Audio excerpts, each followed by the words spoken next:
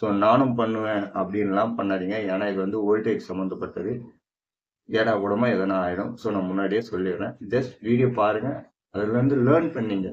But ஆனால் experiment பண்ணணும்னு எதையும் பண்ணாதீங்க. ஓகேங்களா? வாங்க நம்ம வீடியோக்குள்ள போவோம். ஸோ இதுதான் பார்த்தீங்கன்னா 4-வே ஜங்ஷன் பாக்ஸு. இந்த ஜங்ஷன் பாக்ஸில் தான் வந்து அயன் பண்ணிட்டே இருக்கும்போது கத்தின்னு போயிடுச்சு அப்படின்னு சொன்னாங்க. ஸோ அதனால இப்போ நம்ம வந்து இதோட ஃபியூஸை செக் பண்ணுவோம். ஏன்னா சம்டைம்ஸ் ஃபியூஸ் ஜம்ப் ஆனாலும் இந்த ப்ராப்ளம் இருக்கலாம். ஃபியூஸ் ஏன் ஜம்ப் ஆகுது அப்படின்னு பார்த்தீங்கன்னாக்கா, ஹை கரண்ட் போனால் மட்டுமே ஃபியூஸ் எகிரும். ஸோ சம் அப்ளைன்சஸை பொறுத்த வரைக்கும் லோடு கம்மியாக தான் போகணும். லோடு அதிகமானால் தான் ஃபியூஸ் எகிருமே. அது எதனாலன்றதை நம்ம வந்து பார்ப்போம். ஸோ பேசிக்காக ஃபியூஸ் எதுக்கு எல்லா இதுலேயும் கொடுக்குறாங்க பார்த்தீங்கன்னா, இட்ஸ் டிவைஸ் ப்ரொடக்ஷன் சர்க்யூட்டாக கொடுக்குறாங்க. Sometimes low power trip, low high spikes வரும். அந்த மாதிரி டைமில் வந்து சடன் நம்ம டைரெக்டாக அப்ளைன்சஸஸ் போதும்னா அப்ளைன்சஸில் வந்து ஃபெயிலியர் ஷார்ட் சர்க்யூட் ஆகும். ஸோ அதை ப்ரிவென்ட் பண்ண தான் நம்ம வந்து ஃபியூஸை யூஸ் பண்ணுறோம். ஆல்ரெடி அதுக்கு வெளியே நம்ம ஃபியூஸ் யூஸ் பண்ணுறோம்.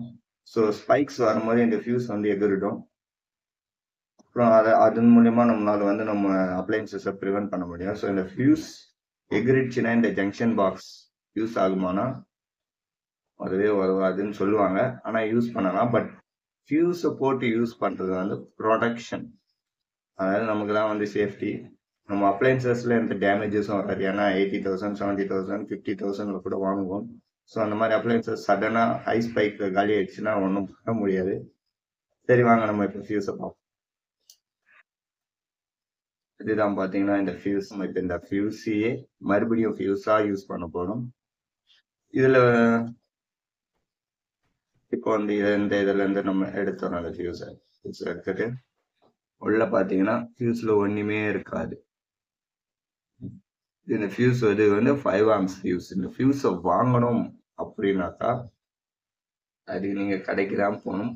அது டைம் இல்லாதவங்க பண்ணலாம். சரி வாங்க இப்போ நம்ம இந்த ஃபியூஸை மாற்றலாம்.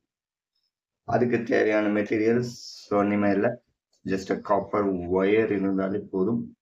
ஆனால் அதோட ஆப்ஸ் ரேட்டிங்ஸ்க்கு ஏற்ற மாதிரி இதில் இருக்கு பார்த்தீங்களா? ஆம்ஸ் ரேட்டிங்ஸ் ஏற்ற மாதிரி இதை நம்ம மாற்றணும். 5 எடுத்த போதும். ஏன்னா லோடை பொறுத்து எல்லாமே மாறிடும். இப்போ இது வந்து இந்த இது வந்து நம்ம செலக்டிவ் கரெக்டாக பண்ணல அப்படின்னாக்கா மறுபடியும் அயன் பாக்ஸ் போட்டால் ஃபியூஸ் எகிரிடும். அதனால் வந்து அயன் பாக்ஸோட கெப்பாசிட்டிக்கு ஏற்ற மாதிரி போடணும்.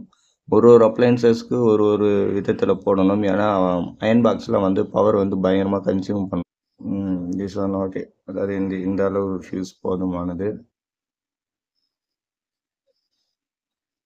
இப்போ நம்ம இதை வந்து ஃபியூஸாக யூஸ் பண்ணலாம். இது பார்த்தீங்கன்னா உங்களுக்கே தெரியும். இப்போ நான் சால்டரிங் பண்ணியாச்சு. பட் இது வந்து ப்ராப்பராக நான் சால்டர் பண்ணலை. ஸோ வர சப்ளைவை வச்சு சால்டரிங் பண்ணிக்கிறேன். ஈவன் சால்டரிங் கூட சரியாக பண்ண முடியாத அளவுக்கு வோல்டேஜ் வருது. ஃபியூஸை சால்டர் பண்ணியாச்சு. இப்போ வந்து நம்ம ஜங்ஷன் பாக்ஸில் போட்டு செக் பண்ண வேண்டியதான். இப்போ நம்ம போட போகிறோம் ஃபியூஸை போடுறதுக்கு முன்னாடி அதோட ஸ்லாட்டில் போடணும். ஃபியூஸை ஸ்லாட்டில் வச்சாச்சு. இப்போது அப்படியே உள்ளே வச்சு ப்ரெஸ் பண்ண வேண்டியது தான். இப்போ ஃபேஸை செக் பண்ணுவோம். அதே இந்த சுவிட்சை ஆஃப் பண்ணிவிட்டு பார்த்தோம்னா நமக்கு வந்து சப்ளை வரக்கூடாது. ஸோ சப்ளை வரல. இப்போ டெஸ்டல் ட்ரையல் பார்ப்போம். வாங்க இதை ஆன் பண்ணி பார்க்கலாம். அதுக்கு முன்னாடி ப்ரோபெல்லாம் எடுத்துகிட்டு சுவிட்சை ஆஃப் பண்ணிடணும். ஆஃப் பண்ணிவிட்டு லைனை கொடுத்து செக் பண்ணலாம். இப்போது இந்த பவர் கார்டை தான் இப்போ நம்ம இன்ஸ்டால் பண்ணணும். அதை ஃப்ளக் டாப்பில் போடணும். நம்ம மேஜர் ஃப்ளக் டாப்லேயே போடுவோம். இங்கே பார்த்தீங்கன்னா 0-1 அப்படின்னு இருக்கும். அதோட மீனிங் என்னன்னு பார்த்தீங்கன்னா 0னா ஆஃப், 1னா ஆன். ஓகே, இப்போது 0ல் இருக்குது, 1 நம்ம கொடுக்கணும். 1னா ஆன் பண்ணியாச்சு. இப்போ அப்படியே இங்கே வரும். இந்த ஜங்ஷன் பாக்ஸில் ஃபியூஸ்லேருந்து லைன் இப்போ நம்ம போட்ட ஃபியூஸில் வந்திருக்கோம். ஆன் பண்ணி பார்ப்போம். ஆன் ஆகிடுச்சு. ஸோ எல்லா ஜங்ஷனுக்கும் போதான்னு பார்க்கணும். 2ம் ஓகே, 3ம் ஓகே, 4ம் ஓகே. இப்போ என்ன பண்ணணும் அப்படின்னு பார்த்தீங்கன்னா, நம்ம போட்ட ஃபியூஸ் கரெக்டாக இருந்தால் இப்போ இங்கே வந்து வேலை காட்டும். எப்படின்னு பார்க்குறீங்களா? வாங்க அயன் பாக்ஸ் வச்சு செக் பண்ணுறோம். அதுக்கு முன்னாடி எல்லாத்தையும் ஆஃப் பண்ணிடணும். இப்போது அயன் பாக்ஸ் எடுத்துகிட்டு வந்தாச்சு, ஐடென்டிஃபிகேஷனுக்கு வச்சாச்சு.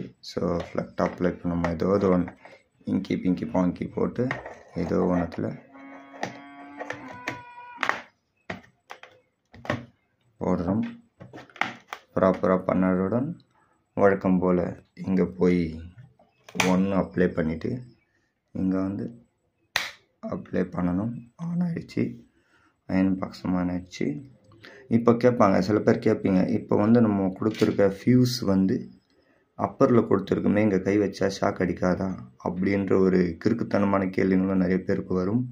அதனால தான் நான் என்ன பண்ணியிருக்கேன், நம்ம வச்சோம் பார்த்தீங்களா ஃபியூஸு, அந்த ஃபியூஸை பாட்டமில் வச்சுருக்கேன். அதாவது ரொட்டேட் பண்ணி கீழே வர மாதிரி வச்சுருக்கேன். முக்கால்வாசி பேர் இதில் கையை விட மாட்டாங்க. சில அதிக ப்ரெஸ்ஸிங்க கையை விட்டு செக் பண்ணோம், அந்த மாதிரி பண்ணாதீங்க. அங்கே ஆனில் தான் இருக்குது. அயன் பாக்ஸு ஹீட் ஆகுதா? ஓகே, அயன் பாக்ஸ் ஹீட் ஆகுது. அவ்வளோதான் ஃப்ரெண்ட்ஸ்.